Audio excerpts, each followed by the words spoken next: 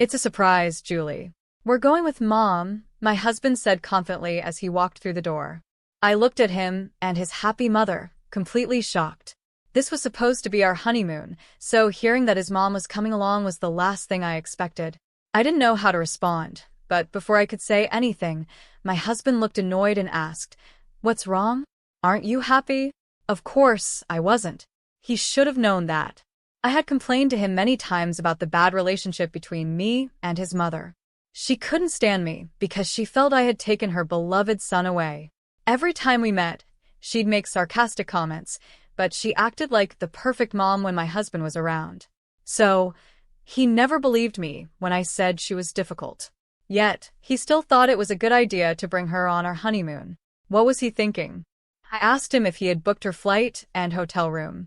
He seemed confused and said, "I thought I'd do it later." I raised my voice, telling him it was impossible to get a reservation last minute during peak season, especially since we booked ours so far in advance. He just snorted and said, "Then give us your ticket." At first, I didn't understand, so I asked him again. He repeated, annoyed, "If my mom can't come, then give her your ticket. I paid for the trip, so I have the right to decide." I couldn't believe what I was hearing. His mother stood there, looking smug, and I was completely stunned. How could he think this was okay? This wasn't just any trip, it was our honeymoon. I never thought he'd invite his mom on such a special occasion. I wouldn't even want to go on a regular trip with my mother-in-law. As I stood there, surprised, she had a smug look on her face, clearly happy that her son was putting her first. "Come on, hurry up. There shouldn't be a problem since I paid for it," my husband said. Does he really think that just because he paid for the trip, he can do whatever he wants? As I thought about this, the cost of the trip popped into my mind. By the way, my name is Julie. I'm 31 years old and work at a company run by my father. At first, people thought I only got the job because of my family, but I worked hard and soon enough, people began to respect me. Even so, some still gossip about me because of my family's business, and it does hurt sometimes. In moments like these, my husband Scott has always been my support. We're the same age and worked closely as colleagues before we started dating. Scott is great at his job, and my father noticed his hard work and contributions. When we told my dad we were getting married, he was really happy. He said, "Scott, I've heard good things about you. Take care of my daughter." My husband replied, "Of course, I'll make her happy." Watching that moment made me feel so proud. At the time, my dad was thinking about passing the business on to the next generation, and some people thought Scott might be the next president of the company. Though my dad hadn't directly said anything, we had many conversations about business management over dinner, so we had an idea that it might happen one day. Scott's father passed away years ago, and his mother lives alone in their family home. He loves his mom deeply, and when we were dating, if she needed anything, he'd drop everything and go help her right away. Since she raised him by herself, I always supported his dedication to her with a smile. I admired how much he respected his mother and was proud to be with someone like him. But ever since we got married and started living together, I've started to have doubts. "I'm going to see Mom for a bit," has become his usual line, and he goes to visit her every week. Is his mother sick? I asked my husband, feeling worried. "Is your mom okay?" He replied, "No, Julie, don't worry. It's just important to spend some time alone with her sometimes." At first, he was kind when he said this, but lately, he hasn't been as nice about it. One Monday morning, as he was happily humming a tune, I asked, "Are you going to your mom's house today?" His mood changed instantly. He stopped what he was doing, took a deep breath, and asked, "Why do you say it like that?" He looked irritated, which surprised me. I shrugged, thinking maybe my tone sounded a little accusing without meaning to. "It's already been said." He glared at me, adding, "Mom is lonely by herself. I go because you have trouble getting along with her. Understand?" His words made me feel upset. Yes, it's true I have issues with my mother-in-law, but it wasn't always that way.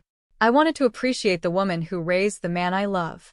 I sincerely tried to be kind to her, but she didn't return the same feelings. From the start, she saw me as the woman who took her son away. The first time I met her, she acted cold the moment my husband left the room. Her friendly face turned serious, and she looked me up and down, judging me. So, you're the president's daughter. You don't seem like much, she said.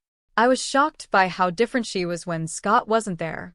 She continued with more harsh words. You dared to show up here after stealing Scott from me. Don't think for a second I accept you. I couldn't believe what I was hearing. Then, she made a rude slurping sound with her tea, not offering me any. When I nervously addressed her as mother-in-law, she snapped, Don't call me that. It's unpleasant. I couldn't understand why she was being so hostile, especially since we had just met. When I tried to speak up, she immediately shut me down. I felt helpless. Soon, I heard Scott's footsteps returning, and suddenly, her attitude changed again. She smiled sweetly, offered tea, and acted like nothing had happened. Sorry I forgot to offer you tea, she said, laughing lightly as Scott entered the room. Mother, you didn't serve the tea yet? Scott asked. Your fiancé is so charming, she said with a smile, then turned to me and added, Julie, feel free to call me mother-in-law anytime. A chill ran down my spine. Since then, my mother-in-law has continued to say hurtful things to me, but only when Scott isn't around. It's like she has two sides to her. My husband doesn't seem to see her true nature no matter what. When I talk to him about it, he just brushes it off, saying, My mother would never do that. He adds, If you're that uncomfortable, you don't have to meet her. He doesn't believe me at all. At first, I tried hard to explain, but eventually I got tired of him always defending his mom. Now, I only visit her when absolutely necessary. My husband probably thinks I hate her. Make sure to lock the door when you leave, he said, and just like always, he left without looking back. I tried to call out, Wait, but he was already gone. His figure blurred as tears filled my eyes. After our argument about his mother, he hasn't been coming home much. Sometimes it feels like his mother is more important to him than I am. Aside from the issues with his mom, Scott is a great husband. He helps me when I'm stressed about work and even does his share of the house chores, even though he's busy with his own job. At least he agrees we don't need to visit her more than necessary. Thinking about all of this, I flip through travel brochures. I try to shake off the negative thoughts and focus on our upcoming honeymoon. I'm excited about this trip. It'll be a chance to forget about his mom for a while and enjoy some time together. No unexpected calls from her. I start thinking about possible destinations, keeping in mind that Scott just became the team leader for a new project. I'd love to treat ourselves to something a little luxurious on this trip. But then I remember what Scott said. I left all the planning to you, but I want the payment to come from my account. I had wanted us to split the cost of the honeymoon, but he just laughed it off and didn't want to listen. It didn't feel right for him to pay for everything, so I decided to cover part of it myself. Being the president's daughter, I knew my mother-in-law's sarcastic comments about spending too much would only get worse. That thought made me smile wryly. Just as I had resolved to stay positive, my mother-in-law popped back into my mind. Enough of this, I told myself. To change my mood, I put the brochure aside and started preparing dinner for my husband, who would be home soon. Then the morning of our honeymoon arrived. As I was busy getting things ready, the doorbell suddenly rang. Yes, come in, I said, opening the door. I was shocked by what I saw. There she stood, my mother-in-law, dressed in flashy clothes, with a large suitcase in hand. Before I could even process it, my husband peeked out and said, Mom, you're early. He smiled at her, while she didn't even look at me. I stood there, unable to hide my confusion. I asked, Early? What do you mean? Just as we were about to leave for our honeymoon, I saw her large suitcase. What could it mean? Was she planning to stay at our house during our honeymoon? Troubled by this thought, my husband happily announced, It's a surprise. Mom is coming with us. I couldn't hide my shock, and a strange sound escaped me. What are you thinking? I asked. Wait, what does this mean? I was still in disbelief when my husband, full of excitement, repeated, It's a surprise. Mom is coming along. As I stood there, completely confused, he proudly put his arm around his mother's shoulder and said, It'll be more fun with Mom. My mother-in-law smiled at me, and I asked, Wait a minute, isn't a honeymoon supposed to be just for the couple? Shouldn't we have at least discussed this beforehand? I tried to stay calm, even though I knew I wasn't wrong. My husband, however, didn't seem to understand why I was upset. Why couldn't we see eye to eye? To make things worse, my mother-in-law seemed to be enjoying my discomfort, humming to herself. I couldn't believe this was happening on the day we were supposed to leave for our honeymoon. Why would you do something like this as a surprise? I asked angrily. My husband responded, "It's fine because I paid for everything, right?" He frowned, noticing my shock. "No, it's not fine," I said, realizing that his offer to pay for the trip wasn't to make me feel better, but to avoid any complaints about bringing his mom along. "That's not going to work," I objected, which made both my husband and his mother look unhappy. "Why won't it work?" he asked, while my mother-in-law taunted, "Julie doesn't want to travel with me, does she?" I felt a headache coming on. "That's not the point, Scott. What about your mom's plane ticket? Is the hotel booked?" I asked. My husband looked confused and said, "I thought we could book it later." "That's impossible." I raised my voice. "When do you think we booked our tickets and hotel? There's no way you can book flights and hotels now, especially during a busy holiday season." The hotel we chose wasn't too fancy, but it was decent, and it's fully booked. As I continued explaining, my husband said, "Then can you give us all your tickets?" For a moment, I didn't understand what he meant. "If there's no ticket for my mother, then give me yours. I paid for the trip, so I have the right to do that," he repeated, clearly annoyed. I was stunned. My mother-in-law looked smug, and I was left in disbelief. What was I hearing? My husband continued, "My mom went through the trouble of getting ready, so I've decided it'll just be the two of us. We can go on another trip with you later." I couldn't believe how easily he chose his mother over me. What was he thinking? "It's okay if I'm not there," I said again. "This is supposed to be our honeymoon, just me and my husband." I couldn't accept handing over our plans to my mother-in-law, who appeared out of nowhere. My husband kept saying his mother had prepared for the trip, but that didn't matter. If he wanted to keep the peace, she should step back.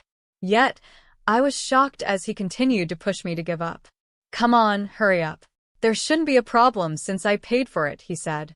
I felt a headache coming on and sighed deeply. "Actually, I was going to keep this a secret," I said. "But my father is the one paying for this trip, not you. So, it doesn't make sense for you to demand the tickets, does it?" My husband looked confused, like he couldn't believe what I was saying. He thought he had paid for everything, which is why he felt so entitled. "Why would your father do that?" he asked, surprised. I stared at him coldly. "My father paid for the honeymoon as a gift, so we could save money for our future. He even told me to keep it a secret because of your pride." "Why did you keep this from me?" my husband shouted, his face turning red with anger. My mother-in-law was just as shocked to hear my father had covered the costs. As I listened to my husband's angry words, I felt my patience running out. I had put up with my mother-in-law's behavior, and my husband always siding with her for far too long.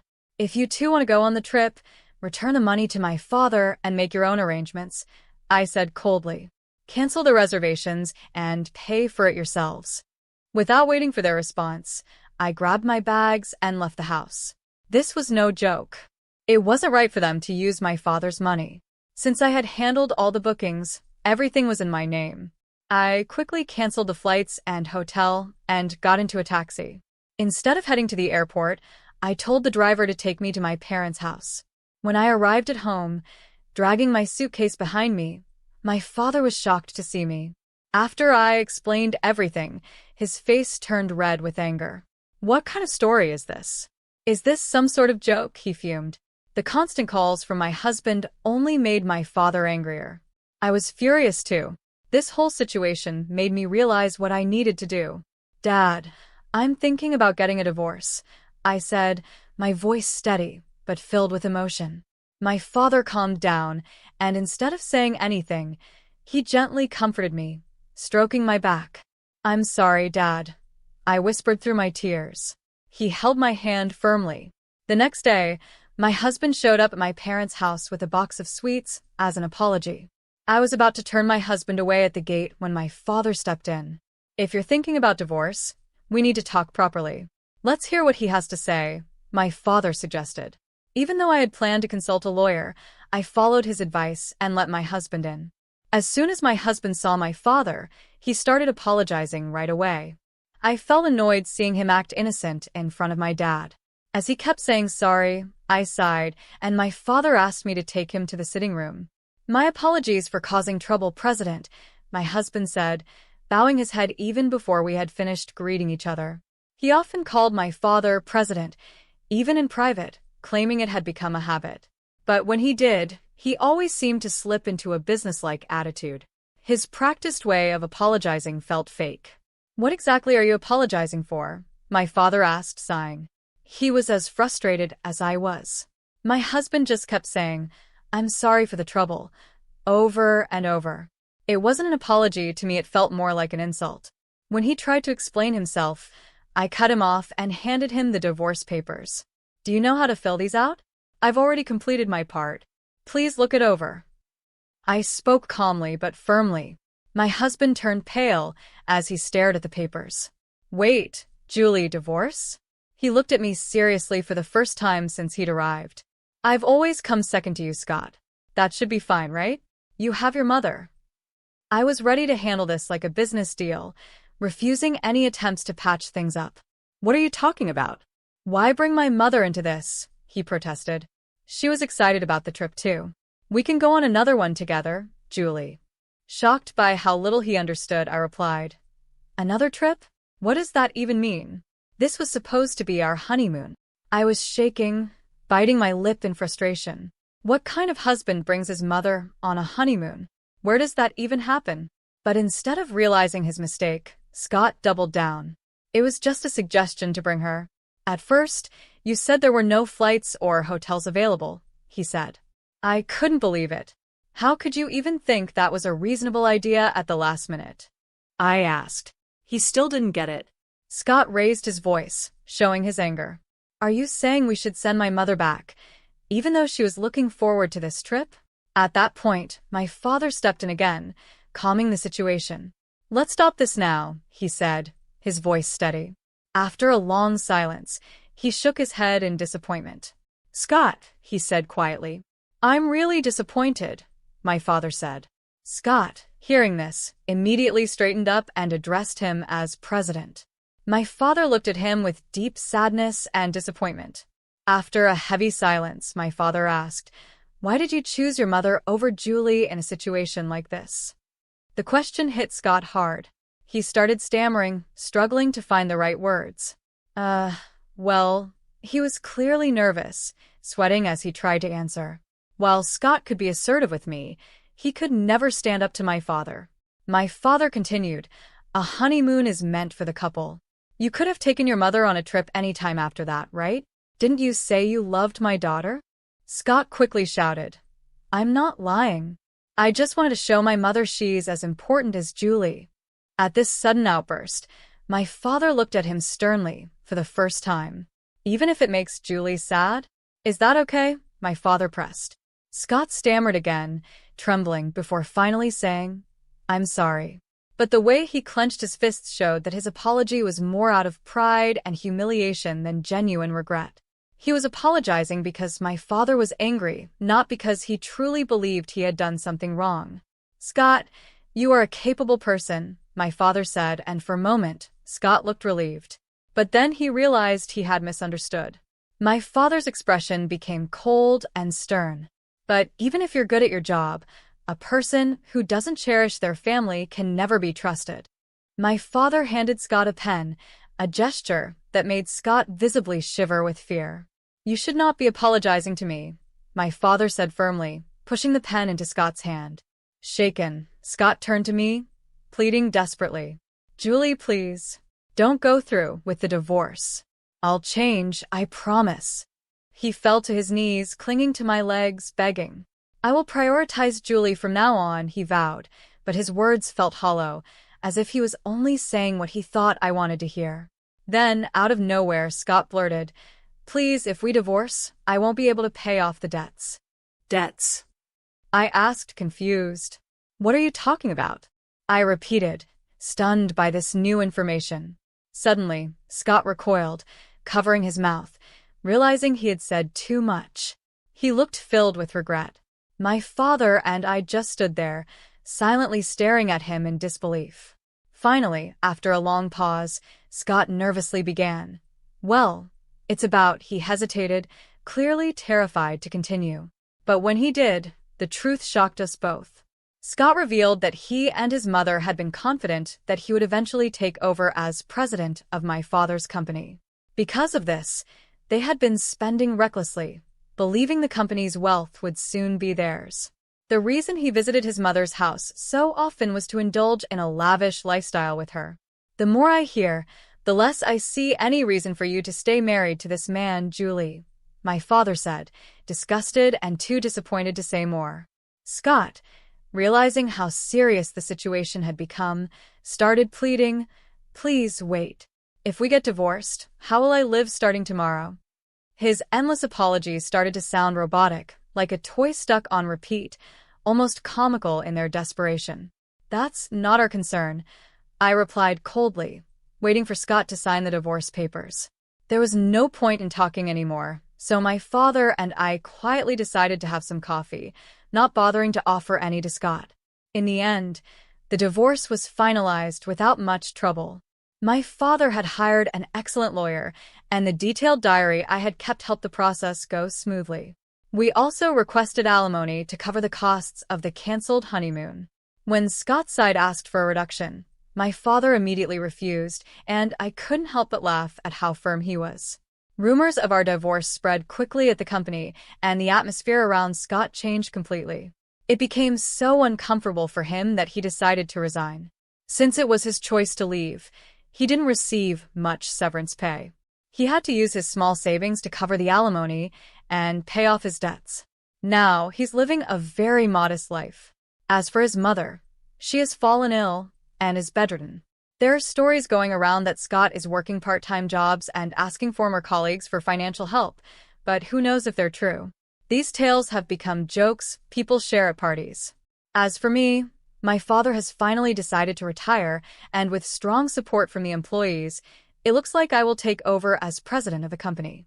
At first, I hesitated to take on such a big role, but seeing my father's rare moment of vulnerability, wanting to trust the company to someone reliable, gave me a new sense of determination. I now feel the responsibility to live up to his expectations.